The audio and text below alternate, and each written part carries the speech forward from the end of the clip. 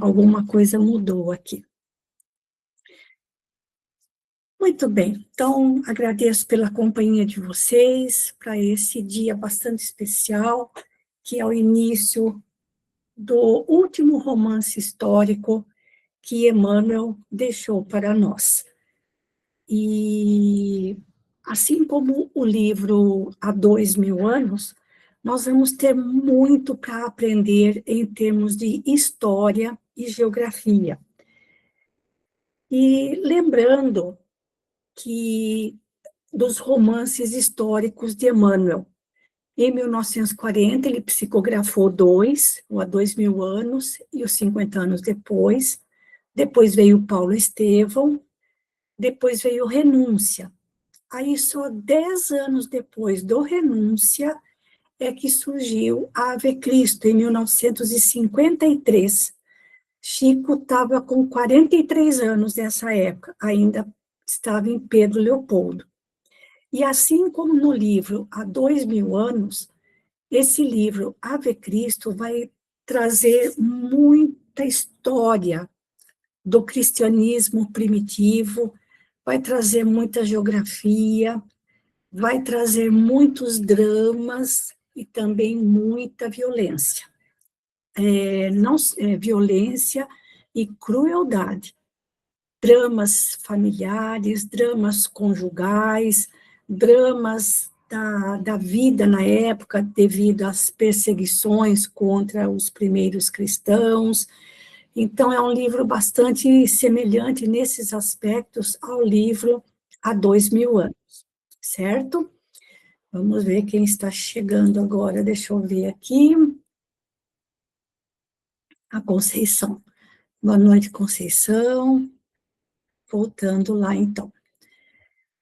Bem, eu vou trazer para vocês muitas informações sobre esse livro, numa visão geral, mas os slides que eu vou mostrar foram obtidos nesse programa chamado Literatura Espírita, Prazer em Conhecer, que é exibido no YouTube sempre no primeiro domingo de cada mês. E a responsável por este programa é a professora Denise Lino, da cidade de Campina Grande, na Paraíba. Ela é professora de literatura na Universidade Federal de Campina Grande, é palestrante espírita, escritora, conhece bastante também, faz muitas palestras, participa de muitas lives, é bastante conhecida no Nordeste. E o programa relacionado, e nesse programa, Literatura Espírita, a cada mês, ela analisa uma obra espírita, tanto de psicografadas, quanto de autores contemporâneos, autores mais da nossa época. E em relação ao livro Ave Cristo, o programa foi transmitido ao vivo na 72ª Semana Espírita da cidade de Vitória da Conquista, na Bahia. Ela participou, eu assisti, foi o ano passado, setembro do ano passado, eu assisti, e ela trouxe, assim, slides maravilhosos a respeito do livro Ave Cristo, que foi analisado por ela e mais um grupo de convidados, tá? Eu, particularmente, gosto muito da Denise, ela é muito simpática e ela consegue, assim, concatenar, coordenar as coisas com uma visão geral que ajuda bastante a gente na compreensão das obras espíritas. Então, vamos lá. Ela começou mostrando as várias capas do livro, e uma atenção para o título, viu, gente? Que é Ave, vírgula, Cristo e um ponto de interrogação. Esse é o título correto do livro, como a gente vê aqui na primeira capa de 1953, uma capa, assim, bastante modesta, né? Depois tem a 5ª edição, que é a que eu tenho, a partir de 1975. No ano de 2002, teve uma edição especial, porque 2002 foi o ano da desencarnação de Chico Xavier, E agora, como o livro está na 24ª edição, né, a partir de 2018, e aqueles que adquiriram o livro vão pegar essa última capa da 24ª edição, tá bom? Então, de 1953 até hoje, já se passou ali 73 anos, certo, gente, deste livro. Vamos conhecer um pouquinho do contexto histórico, do drama da história que Emmanuel narra para a gente nesta obra. Ela acontece no século III depois de Cristo. Só lembrando aí a contagem dos séculos, para quem tem um pouco de dificuldade com isso, o primeiro século depois de Cristo foi do ano 1 até o ano 100. O segundo século foi do ano 101 até o ano 200. E o terceiro século foi do ano 201 até o ano 300. É assim que se conta até hoje. Então, essa história começa no finalzinho do século II, mas ela acontece praticamente durante todo o terceiro século, que foi um período de transição e conflito entre o Império Romano e o cristianismo crescente, porque já no século seguinte, no século IV, a partir do ano 301, o Império Romano, ou pelo menos assim dizia, tornou-se cristão, tá? Então, aí as perseguições diminuíram um pouco. Durante esse terceiro século, nós tivemos os seguintes imperadores: Sétimo Severo, que perseguiu os cristãos de abril de 193 até fevereiro de 211. Depois vieram Caracalla e Queta, que perseguiram os cristãos até o ano 217, e Galeano, que perseguiu os cristãos até o ano 260. Então, nos 3 primeiros séculos do cristianismo, teve muita perseguição aos cristãos. Essas perseguições passaram a diminuir até acabar totalmente com a transformação, ou pelo menos a admissão do imperador romano na época, que tornou o império cristão. O cristianismo era visto como uma ameaça à ordem e às tradições romanas, porque ensinava que nós éramos filhos de um único Deus e, portanto, éramos todos irmãos, e dizer que éramos todos irmãos significava dizer que um alto patrício romano era irmão do pior e do mais reles do seu servo. Isso eles não conseguiam aceitar de forma alguma.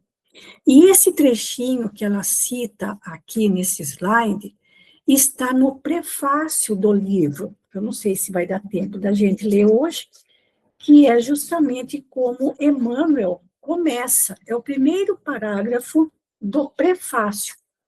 Hoje, como outrora, na organização social em decadência, Jesus avança no mundo, restaurando a esperança e a fraternidade, para que o santuário do amor seja reconstituído em seus legítimos fundamentos. Então, vejam, gente, que hoje como outrora, e esse outrora é há 2000 anos. A organização social estava em decadência, como hoje a mistura de valores também mostra uma face decadente da sociedade atual. Mas Jesus continua avançando como governador espiritual do planeta, restaurando a esperança e a fraternidade, de 1000 modos diferentes, que nós, na nossa ignorância, não conseguimos sequer imaginar. Com qual objetivo? Para que o santuário do amor seja reconstituído em seus legítimos fundamentos, porque a mensagem maior do Evangelho era e é o amor. E isso incomodava muito as tradições romanas da época, sobretudo na questão do amor aos inimigos, aos adversários, e mostrando, sobretudo, que todos eram irmãos, né? Isso incomodava bastante. Esse livro, Ave Cristo, deve ser denominado como romance histórico, assim como os outros 4 romances de Emmanuel. Não é um romance aguinha com açúcar, onde no final todos vivem felizes para sempre. Muito pelo contrário.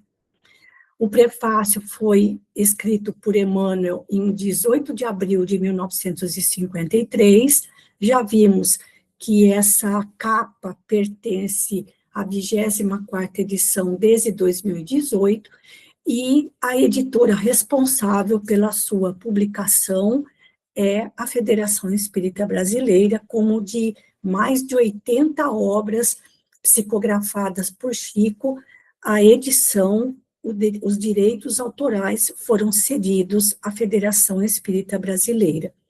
E Emmanuel continua no prefácio: a ideia divina requisita braços humanos. As coisas não vão acontecer caindo do céu.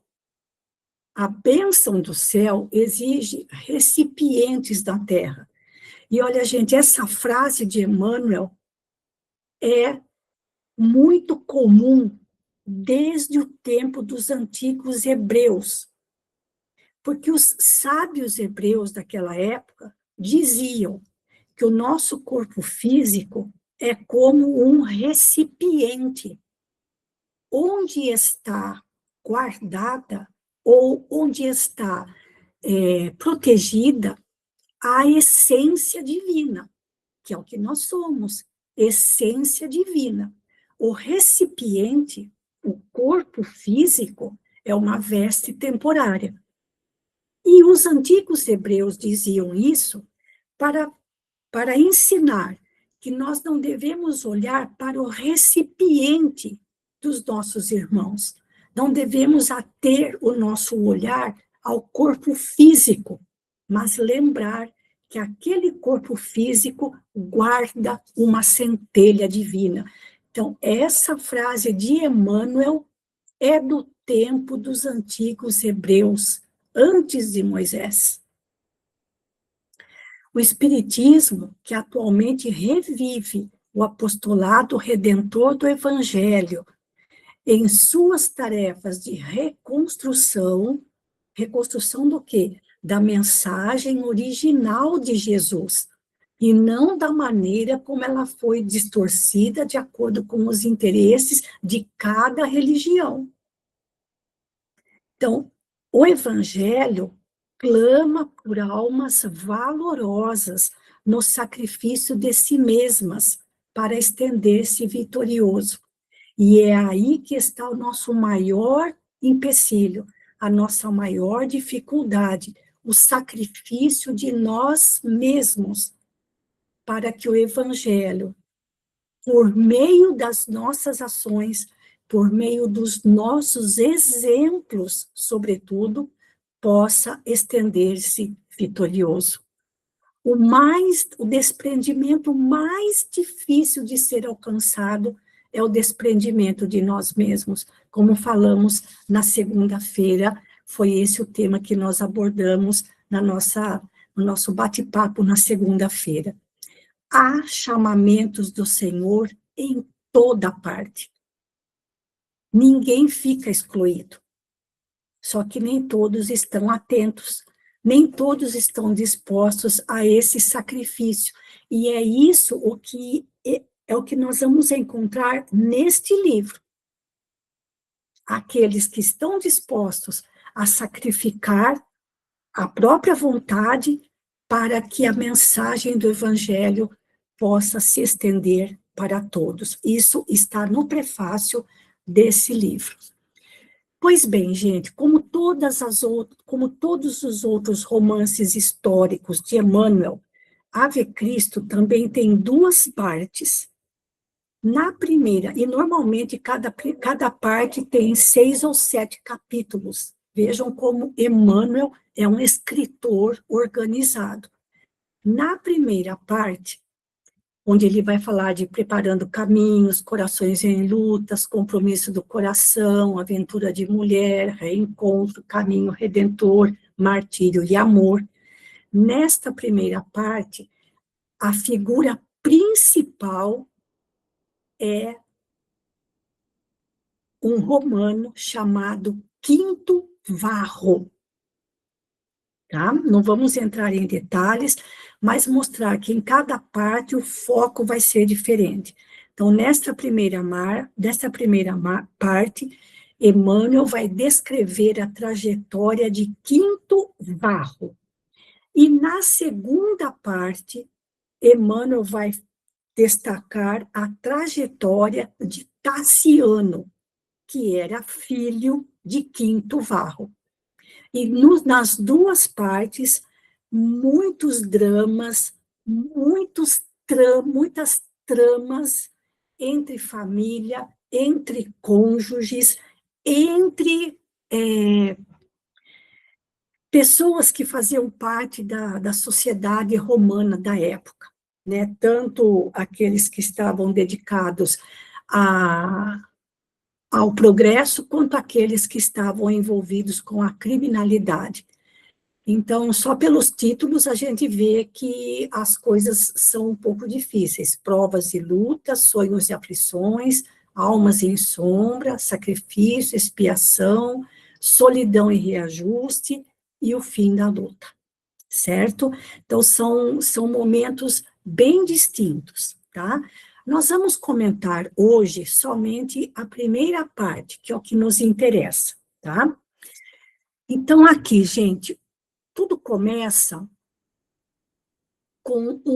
no ano 193, no ano 193, um entendimento entre Quinto Varro e Cláudio, que era o seu mentor espiritual. Esse entendimento se dá no plano espiritual. Um planejamento de ação para Quinto Varro na sua reencarnação. E aí, em 196, aproximadamente, se deu o nascimento de Quinto Varro, que foi pai de Tassiano. Então, na primeira parte, o foco é descrever a trajetória de Quinto Varro. Na segunda parte, o foco é a trajetória de Tassiano, filho de Quinto Varro. No ano de 216, nasce Tassiano. No ano de 217, Quinto Varro, ainda jovem, torna-se pai e marido desventurado, problemas conjugais, e vai para Cartago, no norte da África. Morre Corvino, que era o seu orientador espiritual, era o seu orientador dentro do cristianismo, era cristão. De lá ele volta para a Itália e depois vai para a França e até Lyon, onde vai ficar até o final da sua vida. Em 233, Helena, que era filha de Tassiano, tem uma filha que se chama, Helena era era filha de Tassiano. Helena se tornou mãe sem ser casada ainda. Ela ainda não era casada, uma aventura de moça apaixonada, teve uma filha chamada Lívia. No ano 234, Tassiano está em Lyon, vivendo em Lyon. Nós não vamos entrar nos detalhes, e não se preocupem com os nomes, porque depois, conforme a história vai se passando, a gente vai comentando daí com mais detalhes. Eu falei errado, que Helena era filha de Tassiano, não. Helena casou-se com Tassiano, é outra história. Em 235, começa a perseguição aos cristãos em Lyon, e Emmanuel vai descrever bastante como era o cristianismo na cidade de Lyon, que era chamada de cidade dos mártires. Tamanha a perseguição aos cristãos na França. Ocorre a morte de Rufo, não vou revelar quem é Rufo agora, e nasce Lucila, que foi a primeira filha de Tassiano, mas não foi a única, eles tiveram outra criança também. No ano de 236 morre Cíntia, que era a esposa de Quinto Varro, e no ano de 237 morre Quinto Varro. Então vejam, gente, de 196 até 237, Quinto Varro viveu aproximadamente 40 anos, tá? Mas não se preocupem com os nomes, porque depois a gente, ao longo da história, vai mostrando para vocês, né? A gente vai falar, Emmanuel vai descrever com detalhes aí os dramas de cada personagem. Opa, pulei muito, peraí. Nós estávamos aqui, então também vamos manipular várias vezes, conforme a trajetória de Quinto Varro e também de Tassiano, na segunda parte, nós vamos usar bastante os mapas, tá, gente? Então, olha, Quinto Varro, dentro da sua desventura conjugal, ele sai de Roma,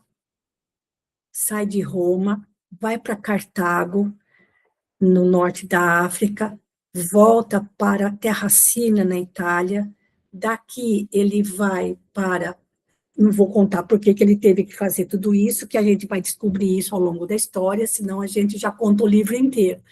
Vai para Marsella, no litoral da França, e de Marsella ele vai até Lyon. E nós vamos, quando chegarmos nesses momentos, a gente vai mostrar para vocês a importância de um rio que deságua aqui no litoral sul da França, um rio bastante importante, que por meio do qual as embarcações navegavam para o interior da França, tá? Então, conforme a gente for passando pelas situações, pelas citações desses lugares, a gente vai mostrando tudo no Google Earth para vocês, como a gente também fez nos outros romances de Emmanuel, tá bom? E isso vai ajudar a gente também a aprender geografia, certo, gente? E muita história, sobretudo no cristianismo nascente na França, tá? De uma forma mais resumida, quem foi Quinto Varro? Era um humilde cidadão romano. Não era um patrício romano, não era um romano de destaque, nem destaque cultural, nem destaque de profissão, nem destaque social. Era uma pessoa comum. Ele se casou com Cíntia, ele aceitou o cristianismo, ela não, foi traído, teve que mudar de trabalho, depois a gente vê por quê. Depois ele sofreu muitas perdas na sua vida. Apio Corvino era o seu orientador cristão e acabou morrendo no lugar de Quinto Varro, uma trama que fizeram contra ele, a gente vai ver. Depois vamos falar de quem é esse Silvano e a morte de Cíntia.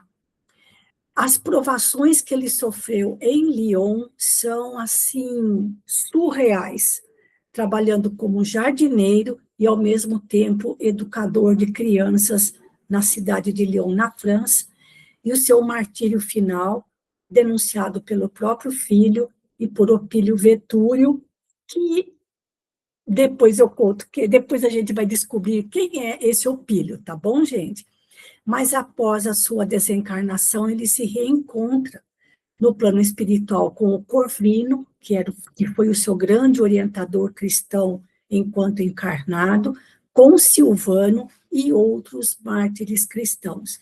Então, a gente já consegue perceber que nos 40 anos de existência de Quinto Varro, ele sofreu muito, sofreu no casamento, sofreu em relação às perseguições, sofreu em relação, em relação ao próprio filho, tá bom? Então, é um drama, assim, tem dramas para tudo quanto é lado, certo, gente? Assim, e recheado de muita violência. Quem são os personagens principais desse livro? Quinto Varro, que não sabemos quem é. Claro que Chico Xavier sabia quem foi Quinto Varro, mas isso não foi revelado, nem nos livros e em nenhuma outra conversa de Chico Xavier. Nós não sabemos quem foi Quinto Varro, mas sabemos quem foi seu filho, Tassiano. Tassiano foi Arnaldo Rocha, aqui muito jovem ainda, com 30, muito jovem ainda, que ele era de 1922, ele era 12 anos mais novo que Chico. Nessa época em que eles se conheceram, o Tassiano, o Arnaldo Rocha, tinha, portanto, 24 anos, e Chico tinha 36. E Meimei também aparece nessa história, tá, gente? Então, nesse romance estão presentes Chico Xavier. Quando aparecer a personagem dele, eu vou contar, ele vai aparecer só na segunda parte do livro. Tassiano já aparece na primeira parte como sendo o filho amado de Quinto Varro. O senhor Arnaldo Rocha desencarnou em 2012 com 90 anos, lá em Belo Horizonte. Era uma figura. E todo mundo brincava com ele como que dizendo, o senhor continua tão duro quanto Tassiano foi, né, na sua reencarnação lá no século III, né, pela característica da sua personalidade assim forte, né, mas ele tornou-se muito amigo de Chico Xavier, só que já eram amigos há mais de 2000 anos, gente. E vamos também descobrir onde Lívia, ou melhor, onde Meimei vai aparecer nessa história. O nome dela era Irma de Castro Rocha. Desencarnou com 24 anos. Gente, mocinhos de tudo. E é curioso, vejam como a espiritualidade trança os pauzinhos da vida da gente. E como esses romances ajudam a aumentar a nossa confiança em Deus e nos espíritos amigos. Arnaldo Rocha era completamente ateu.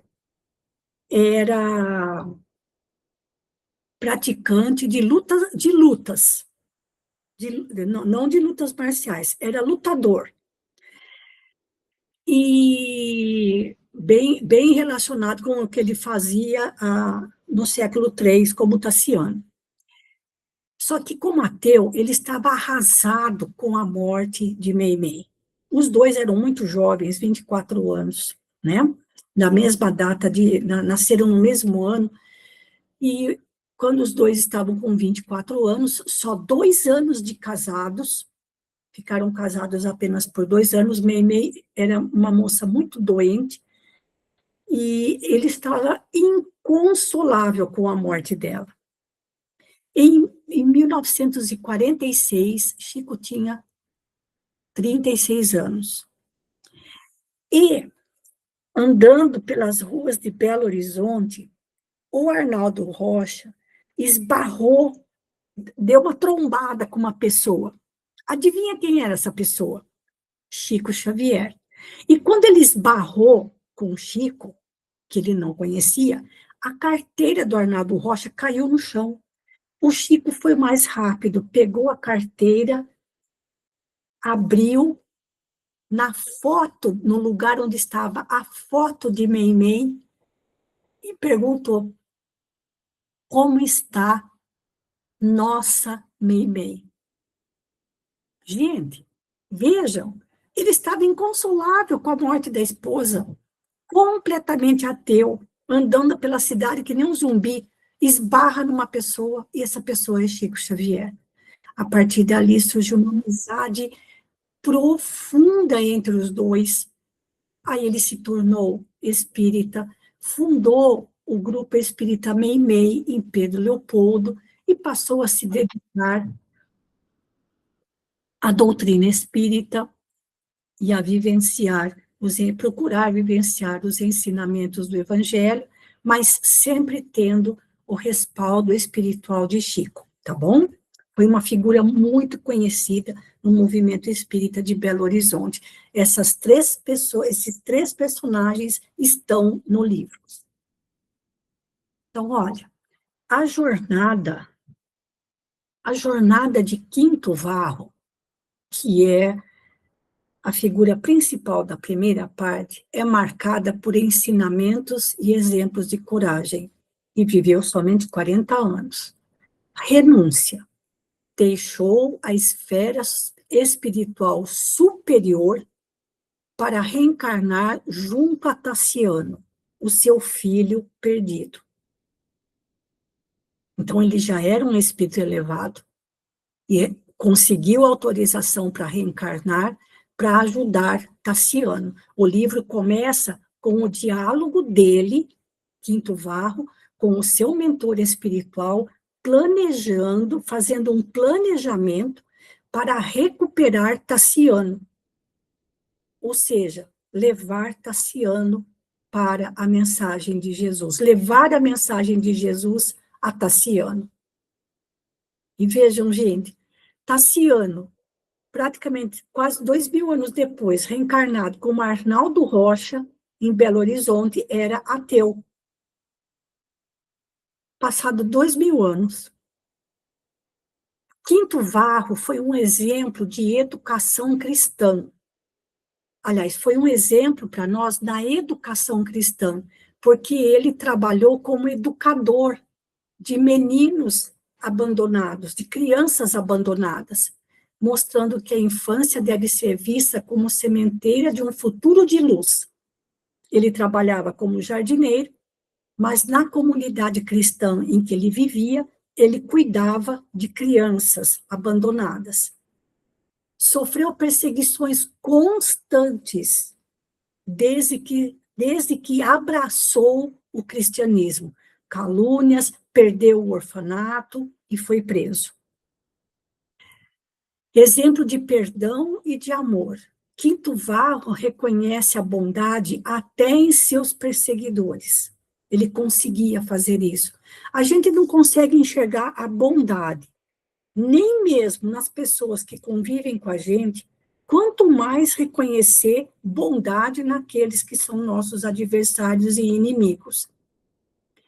E ele viu e vivenciou testemunhos de fé junto a três personagens. Silvano, não vou dizer quem é, a gente vai descobrir no momento da história, exemplo de pureza de coração, Rufo, fidelidade a Jesus, e Cíntia, o doloroso arrependimento, que foi sua esposa.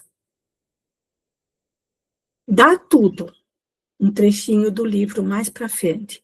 Aqueles que desejamos ajudar ou salvar nem sempre conseguem compreender de pronto o sentido de nossas palavras, mas podem ser inclinados ou arrastados à renovação por nossos atos e exemplos. É o que Emmanuel fala no prefácio do livro, que Jesus precisa de braços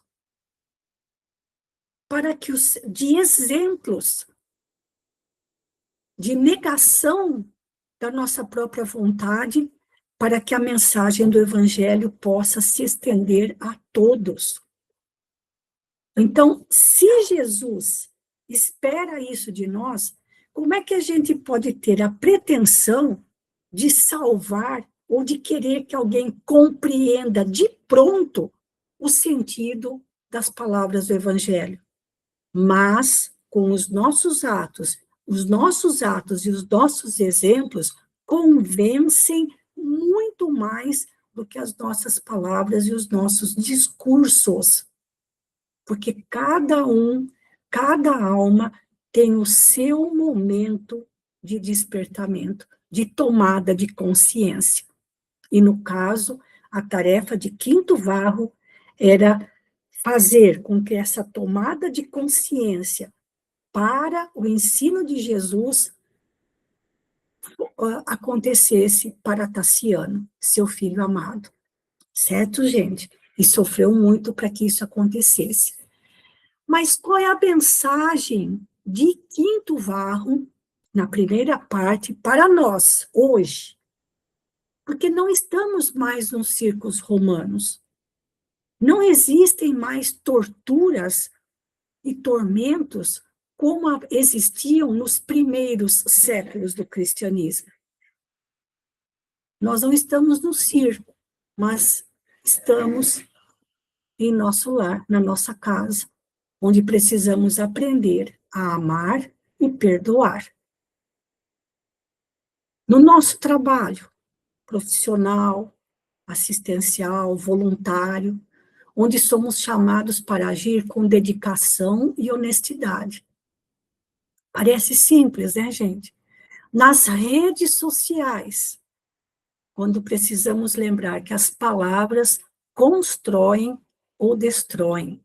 Gente, eu vejo pessoas declaradamente espíritas escrevendo cada coisa nas redes sociais que eu fico pensando, meu Deus, é a mesma pessoa?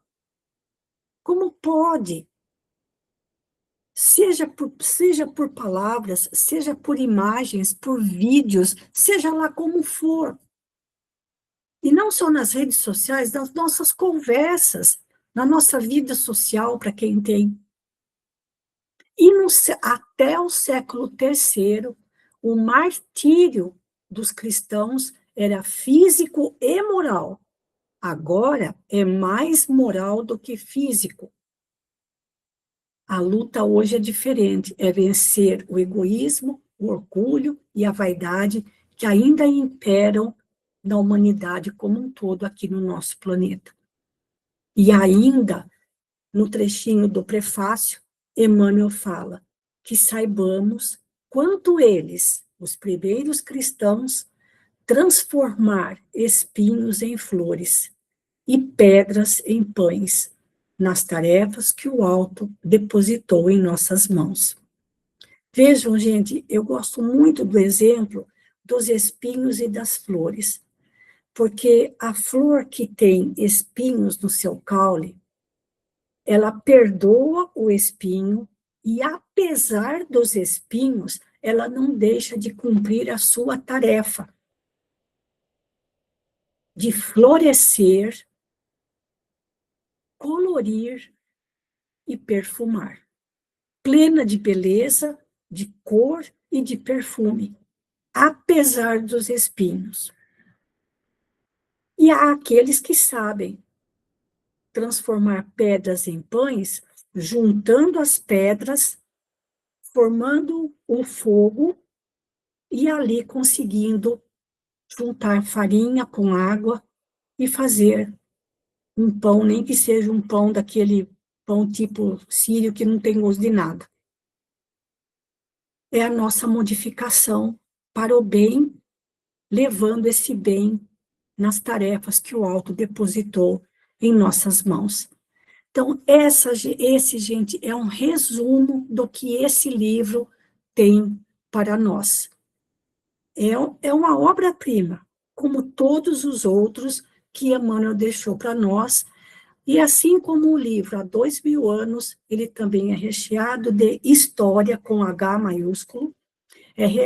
Vamos aprender muito também nas questões geográficas e vamos conhecer quantos dramas, quantas tramas e de quanta violência, quanta crueldade o ser humano ainda é capaz de fazer contra o seu irmão. Alguém quer fazer alguma colocação, gente? Porque os slides terminaram aqui e ainda vai dar tempo da gente ler o prefácio. Eu vou passar aqui na tela para vocês, porque ele é bem curtinho, tá bom? Alguém quer fazer algum comentário? Alguma colocação? Alguma dúvida que tenha ficado? Não se preocupem com os nomes, tá? Porque depois a gente, inclusive, vai mostrar quem foi quem, né? Para quando os personagens forem chegando na história, a gente vai dizendo quem foi quem. Mas 3 personagens que conviveram na nossa época estavam presentes nessa obra: Chico Xavier, Arnaldo Rocha e Meimei. Não sabemos quem foi Quinto Varro, tá bom? Alguma colocação? Alguém quer fazer alguma pergunta? Senão, daí eu já fecho aqui e vou abrir o texto para a gente do prefácio, porque o prefácio é bem curtinho, viu, gente?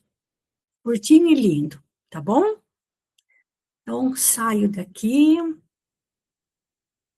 Espera aí que... Deixa eu voltar aqui no texto e parar de compartilhar, na verdade. Deixa eu voltar aqui na tela cheia, que aqui eu tinha que ter parado de compartilhar aqui, tá bom? Parar o compartilhamento. Pronto. E agora a gente vai para o texto do livro, tá bom? Aqui, ó. Eu vou colocar em 400%, aliás, em tela cheia, que daí fica melhor. Então, aqui, olha, o texto que a gente vai usar aqui na tela é de 1953, que foi da primeira edição. Aqui a primeira parte, que a gente já comentou, a segunda parte também. E vamos aqui para o prefácio. Vejam, então, que o título do livro é desse jeito mesmo, tá, gente? Tem uma vírgula e tem um ponto de exclamação, tá? Se vocês não se importam, eu mesma vou fazer a leitura do prefácio, porque daí eu vou fazendo assim já alguns comentários, tá bom? Hoje quem vai falar mais sou eu, mas aí a partir daí da próxima semana já começamos no primeiro capítulo da primeira parte. Então, Emmanuel comenta no prefácio deste livro: hoje, como outrora, na organização social em decadência, já lemos isso, né, num dos slides, Jesus avança no mundo, restaurando a esperança e a fraternidade, para que o santuário do amor seja reconstituído em seus legítimos fundamentos. Como Jesus faz isso? Nós não sabemos, porque sendo ele o governador espiritual do nosso planeta, há bilhões de anos, ele tem infinitos recursos para restaurar a esperança e a fraternidade entre os homens, para que o amor possa se legitimar novamente, né? Por mais se desenfreie a tormenta, Cristo pacifica. Por mais negreje a sombra, ou seja, por mais densa que seja a sombra, Cristo ilumina. Por mais se desmande a força, é Cristo que reina. A obra do Senhor, porém, roga recursos na concretização da paz. Pede combustível para a luz e reclama boa vontade na orientação para o bem. Ele não falou de paz lá em cima, gente? Olha, Cristo pacifica, Cristo ilumina, Cristo reina. Mas para pacificar, para iluminar e vivenciar o bem, é preciso boa vontade. É como um palestrante espírita costuma dizer várias vezes nas suas palestras: por que o sapo não lava o pé? Ele não lava o pé porque ele não quer. Ele mora na lagoa. Ele não lava o pé porque não quer. Então, por que a humanidade não sacode de uma vez o orgulho, o egoísmo, a vaidade e começa a agir de boa vontade uns para com os outros de forma universal.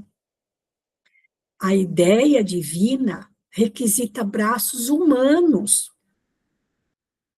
As coisas, tem muita gente que está esperando que o mundo se regenere, que o mundo se transforme num mundo feliz, de braços cruzados, achando que os céus vão se abrir, o mar vai se abrir e tudo vai vir de bombejada até nós. Aí vem aquela frase de Emmanuel que eu comentei, uma frase que já era comum desde os tempos dos antigos patriarcas. A palavra recipiente. A bênção do céu exige recipientes da terra. Quem são os recipientes da terra? Somos nós, criaturas encarnadas. O recipiente é o corpo físico que abriga a centelha divina. Nós não devemos olhar para o recipiente, nós devemos voltar o nosso olhar para a centelha divina que há em cada ser humano. Essa frase de Emmanuel, assim, me chamou muito a atenção, justamente por causa da palavra recipiente, que era muito utilizada desde os primeiros patriarcas hebreus. Então, olha, gente, se da nossa época até Moisés, são 3.500 anos. E de nossa época até os primeiros patriarcas hebreus, passa de 4.000 anos. E eles já falavam isso. E a gente continua insistindo nos mesmos erros. O Espiritismo, que atualmente revive o apostolado redentor do Evangelho, então o objetivo principal do Evangelho é redimir, fazer com que as pessoas se tornem espíritos redimidos. Então, o Espiritismo, em suas tarefas de reconstrução, clama por almas valorosas no sacrifício de si mesmas para estender-se vitorioso. E é aí que a gente encontra o primeiro e enorme obstáculo. Almas valorosas dispostas no sacrifício de si mesmas. Nós não estamos dispostos a abrir mão de nós mesmos para estender o evangelho a todos, pelos exemplos, não pelos discursos, nem pelas palestras. Há chamamentos do Senhor em toda parte, ou seja, em toda parte temos oportunidade de fazer o bem, pacificar, iluminar, auxiliar. Enquanto a perturbação se alastra, e como se alastra, envolvendo-te, e enquanto a ignorância e o egoísmo conluiados, ou seja, mancomunado com o outro, erguem trincheiras de incompreensão e discórdia entre os homens, que é o que está acontecendo ainda, quebram-se as fronteiras do além, para que as vozes inolvidáveis dos vivos da eternidade se expressem. Ou seja, os céus já se abriram, porque benfeitores espirituais, desde eternamente, estão procurando chamar a atenção da humanidade para a vida imortal, consoladoras, para que as vozes inolvidáveis dos vivos da eternidade se expressem, consoladoras e convincentes, proclamando a imortalidade soberana e a necessidade do divino escultor em nossos corações. Então, basicamente é isso que os espíritos amigos insistentemente estão tentando trazer para nós. Tentando não, trouxeram, mas precisam que a gente abrace. Você é um espírito imortal e você necessita de Jesus em seu coração. Sem Jesus, não tem solução. Sem Jesus, os problemas da humanidade não terão solução, a fim de que possamos atingir a nossa fulgurante destinação na vida imperecível. Qual é o nosso futuro fulgurante? É nos tornarmos todos espíritos redimidos e puros.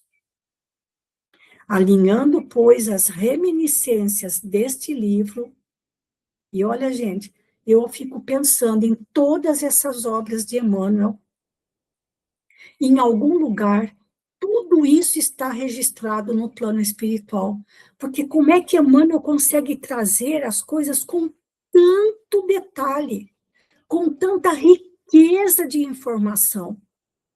Em algum lugar, as existências dos personagens, não só dos personagens dessas obras, mas a nossa própria existência, a nossa história, está registrada em algum lugar. Porque é tamanha riqueza de detalhes que Emmanuel traz, o que a pessoa sentiu, o que a pessoa pensou, onde que está registrado isso? Por isso que ele fala, alinhando as reminiscências, ou seja, as lembranças registradas desse livro, não nos propomos romancear, fazer literatura de ficção, mas sim trazer aos nossos companheiros do cristianismo redivivo, ou seja, para os espíritas, na seara espírita, breve página da história sublime dos pioneiros de nossa fé.